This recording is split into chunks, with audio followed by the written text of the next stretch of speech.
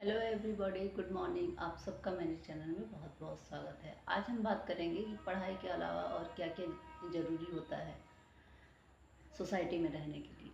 कुछ असली चीज़ें होती हैं, कुछ नकली होती है। कुछ आडंबर बना के किसी का डुप्लीकेट कोई बन सकता है।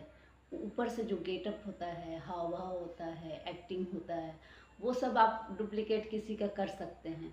लेकिन अंदर की जो चीज़ें होती हैं, जो स्पिरिचुअल चीज़ें होती हैं, या फिर जो हम गेन किए होते हैं पढ़ाई से, लिखाई से और समाज में रह के, जो आंतरिक और जो बाहरी दोनों चीज़ें जो होती हैं, वो दोनों मिला के किसी व्यक्ति का व्यक्तित्व निर्माण होता है।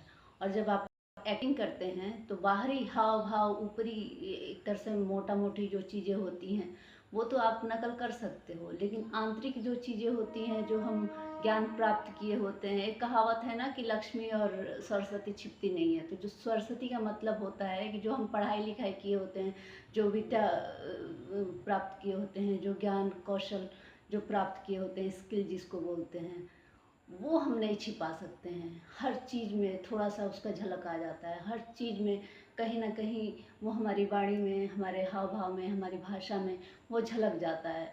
हमारा जो जो संस्कार रहा होता है बचपन में, वो झलक जाता है। तो सब मिला के किसी व्यक्ति का व्यक्तित्व निर्माण होता है। और सिर्फ आप एक्टिंग करेंगे तो कुछ देर के लिए आप वो चीज़ दिखा सकते हैं, लेकिन धीरे धीरे फिर अंदर की जो कलई होती है खुलने लगती है। अब देखिए, ये जो वॉच है, स्मार्ट वॉच इसको बोलते हैं। इसमें व्हाट्सएप भी कनेक्ट हो जाता है। बहुत सारी चीज़ें जो अ, दैनिक दिनचर्या में यूज होती हैं, इंटरनेट की चीज़ें, वो इसमें चलता है। लेकिन जो डुप्लीकेट होता है, 100 रुपये में कहीं कहीं मिलता है। ये डायल उसका 100 रुपये में मिलता है। वॉच का ये जो बैंड है ये महंगा है।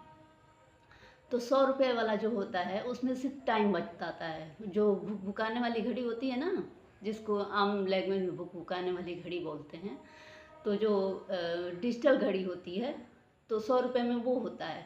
वही स्मार्ट वॉच जो 25,000, 30,000, 1 लाख, 1.5 लाख तक की आती है, उसमें वो इंटरनेट की चीज़ें कनेक्ट हो जाती हैं। तो वही चीज़ है, ये देखने में तो एक जैसा है, ऊपर से बिल्कुल हूबहू एक जैसा है। समय भी जो बताता है, जो उसका वॉच होता है, वो देखने में एक जैसा होता है, लेकिन आंतरिक चीज़ें इसकी अलग होती है। वैसे ही व्यक्तित्व में है कि आप किसी का नकल तो कर सकते हैं, लेकिन उसके अंदर की जो चीज़ें हैं, उसका जो ज्ञान है, प्रतिभा है, कौशल है, वो आप नकल नहीं कर सकते हैं। वो जो बहुत लंबे सालों में जो पाया है, उसको आप नकल नहीं कर सकते हैं।